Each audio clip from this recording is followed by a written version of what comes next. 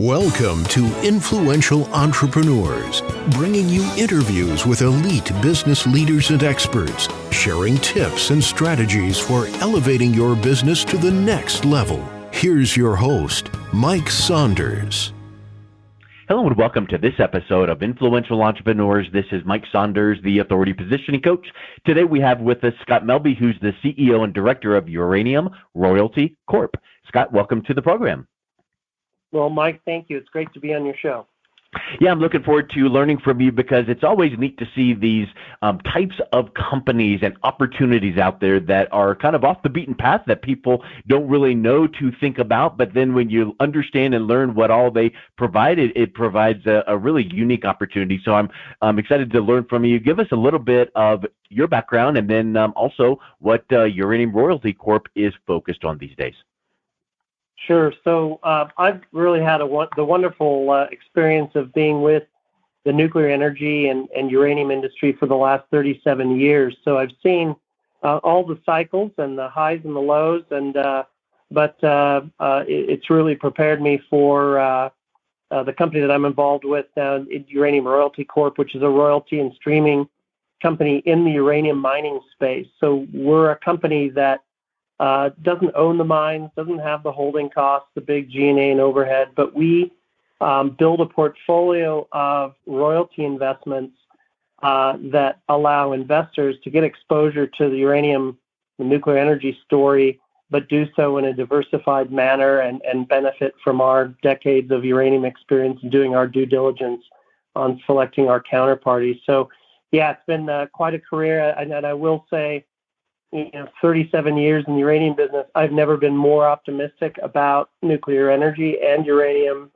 for a number of reasons. The supply and demand fundamentals have never been better.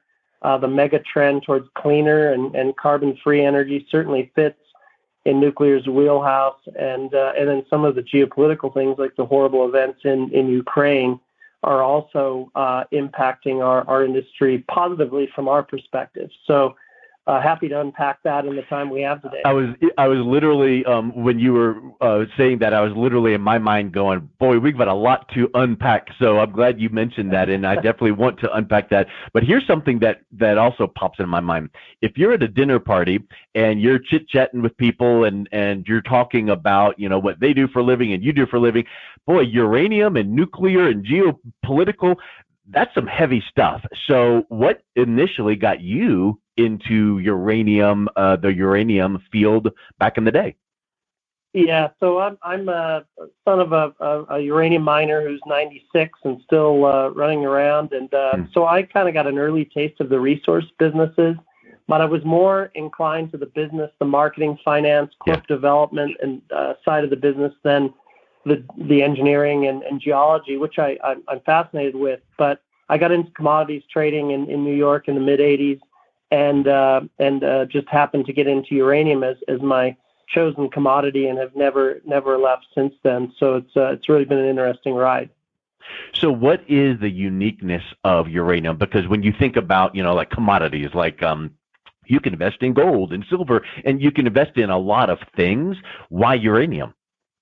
Yeah, so uranium is an energy commodity. It has a lot of exotic nature to it, and obviously a lot of political and regulatory controls around it. But at the end of the day, it's a commodity in the energy space that is sold to nuclear power plants to create heat, to produce steam, to drive a turbine generator. So that's kind of the straightforward explanation. But what's unique about uranium is it's not an efficient and established and liquid market as, say, gold, silver, copper. And so we tend to get some unusual movements in our market that I think those who've invested in past uranium cycles have really done quite well because of the accelerated nature of price movements in our market. We tend to stay down lower, and we've gone through a 10-year bear market that we're now substantially emerging out of it now in the early innings of a bull market. But it was down below global production costs for 8 to 10 years. And that's unusual. That wouldn't happen in copper, for example. But it also works the other way. When we swing to an undersupplied market like we're facing right now, we can have uranium prices go far above what would be the equilibrium clearing price for the commodity. So for investors, this really kind of presents outsized gains when we're in that cycle, and we're very much in that now. We're producing 60 to 70 million pounds a year less than the 200 million pounds a year the world's nuclear power plants need annually today. We've drawn down inventories. We have the conflict in Russia. Unfortunately, the West, whether it's Europe or the United States, grew too reliant on Russian and Kazakh and Uzbek supplies of uranium and nuclear fuel. So if we see that ending through ban or embargo, or just through moral or ethic purchasing practices, moving away from Russian supplies, it's going to put more importance on Canadian, American, Australian, and even African supplies that aren't controlled by Russia or China, for that matter. So it's a really exciting time, and our company is out there identifying, the counterparties that we want to either acquire royalties that are already existing on their mines and developments, or we want to establish a new financing for them in exchange for a royalty or stream on their mine. So in a way, we're a capital provider to the mining industry globally to see new mines come online here in the coming years, and then provide that exposure to investors. Yeah. It reminds me of like the old Wayne Gretzky hockey player that said, "I skate where the puck is heading, not where it is now." Well, if you're mentioning some of these, millions of pounds in the nuclear plants need this, but the production, that means demand is there. Makes me think, and I'm the uneducated third party here asking curious questions so you can help educate us. If demand is up and strong, will supply ever end? So is it ever going to come to a point where, like you think about trees, you cut down all the trees, then you cut them all down. You need to be replanting. How does the supply tie into the demand? Well, fortunately for nuclear energy, the world has abundant supplies of uranium. It's just finding it in the economic concentrations that produce a profitable mine. And the other thing we have to realize is that uranium is the most energy dense mineral or power source that we know to mankind. A little bit of uranium goes a long way in powering. Nuclear power plants are refueled every 18 to 24 months on these fuel pellets in fuel rods in the reactor. And so we don't have to mine a lot of uranium to produce a lot of energy. So in the United States, we have 1 billion pounds of known and likely resources, and we led production in the 80s, and now we're producing very little. We've relied more on Russia, Kazakhstan, and Uzbekistan than we have on our own needs in country. And so that's a real theme right now, energy independence, whether you're in Europe or the United States, and it applies to oil and gas as well, is, there are some things that are too strategic to outsource to countries that don't share our interests or values, and uranium falls in that. And so we're investing in we have a portfolio of 15 royalties for a relatively young company. That's quite impressive. We just launched publicly 2.5 years ago in Toronto. We got our NASDAQ listing a little over a year ago, and that really quadrupled our trading volumes and our exposure in business media in the U.S. But for a young company, we have interest in Saskatchewan, Canada, in the United States, in Southern Africa. We've bought significant volumes of physical uranium early in this bull market, so we recognized that uranium was undervalued. Bought and warehoused 1.5 million pounds of uranium at an average cost of around $42 a pound. And today, the uranium market is around $55, $56 a pound. So again, we just want to provide investors the exposure to the uranium. If you like where nuclear energy is going, the 62 plants that have come online in the last 8 years, the 51 more that are under construction, and these small modular reactors that Bill Gates and others are building and deploying now. If you want to be invested in that story, the uranium fuel cycle is probably the best torque for that in that investment scenario. So we provide a diversified way to invest in uranium. And I like that picture you're painting, which is, there's demand for it, and there's been global demand with other international countries, but we are now able to bring uranium mines in the United States on board and get royalty deals from these to allow your investors to take advantage of this. It's not even a trend, right? But it's an opportunity. So I think that's really neat to be able to see that from a big picture standpoint. From what you're saying there, the supply, it's in plenty supply. So it's not like something, well, I'm not going to get in on this train. It's almost over. The trend and the outlook is going to be very, very strong. I think you touched a little on this, but it makes me ask this question. What about the volatility of uranium investing? If an investor is going to invest in this sector, is there wild swings up or down? It's a good point, and the answer is yes. This is resource investing. This isn't fixed income or bond investing. It's you're investing in the resource business, and it's heavily impacted by the price of uranium in global markets. We've gone from $17 a pound in the uranium spot market in 2017. We reached as high as $64 a pound just in the last couple of weeks. And along with that have been the uranium equities that have gone up 400, 500, 600%. Or more. I think the parent company of Uranium Royalty Corp is Uranium Energy Corp, and they're a miner in the United States with assets in Texas and Wyoming. They've gone up close to 1,000% since the COVID low of March, April of 2020.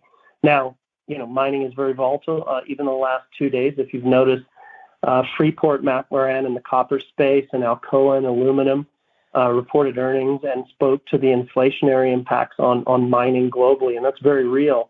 But that triggered a global sell-off in mining equities of all kinds: copper, gold, silver, uranium, everything sold off quite substantially. But that also provides, because of the underlying fundamentals on uranium are strong, nothing changed, nothing's different in uranium from last week to this week. But a lot of those uranium names are down even as much as 10-15% in a couple days.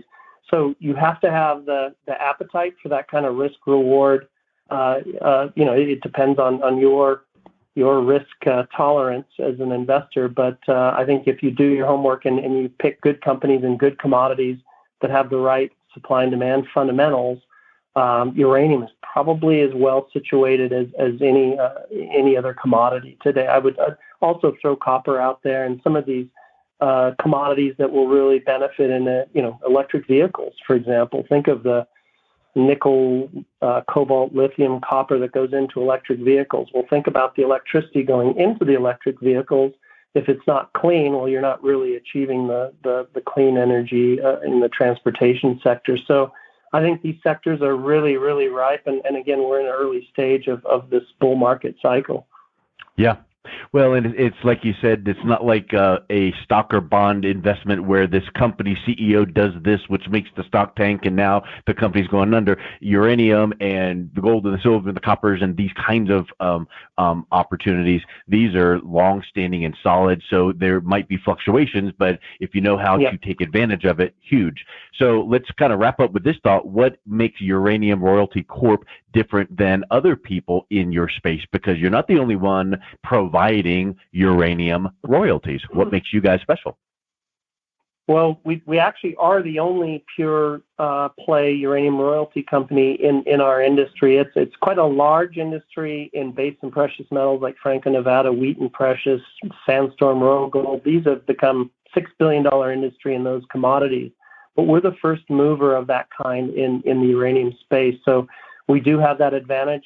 We do have people involved, our backers that have founded the company, launched the company, and are managing the company. We're some of the biggest experts and longstanding experts in the uranium market globally today. So hopefully we're making good decisions, and we're doing our homework through due diligence to align with the better projects globally. So I think you as an investor get the benefit of that decades of experience. You get the benefit of being in the early stage of a bull market where there's going to be billions of dollars needed to be invested going forward on new uranium mines, not just in the United States or Canada, but around the world. And we'll be investing in that on behalf of our shareholders. And so, again, it's an excellent way to play it. I would look at the broader uranium market looks very attractive. You can invest in physical uranium through sort of ETFs that just focus on the commodity. You can focus on uranium equity companies, the mining companies themselves. They're going to have more of a risk-return profile, but this is going to be more of a best of all those aspects and kind of provide a diversified approach to the uranium space. Yes. And I like how you wrapped up with the thoughts of you can invest in the actual commodity. You can invest in companies, but then you guys are separated from that concept where it's a royalty on a uranium mine. And so it's a different play. You're not owning the physical, commodity. You're owning a royalty on a mine. And so that's a whole different approach to investing. Mm-hmm. And we do have the physical holdings, though, as a benefit that we acquired near the bottom of the cycle. So it has a little bit of everything in there, and I think that's the attraction for investors. Yes. Well, Scott, it's been really interesting learning about this sector. What's the best way someone could reach out, connect with you guys, learn more about what Uranium Royalty Corp provides? Yep. So in Canada, we're traded on the TSX as URC. In the U.S. on the NASDAQ, we're UROY, UROY. You can find more information on the company at uraniumroyalty.com. Excellent. Well, Scott, thank you so much for coming on. It was a real pleasure talking with you today. Great. Thanks, Mike. Take care. You've been listening to Influential Entrepreneurs with Mike Saunders. To learn more about the resources mentioned on today's show or listen to past episodes, visit www.influentialentrepreneursradio.com.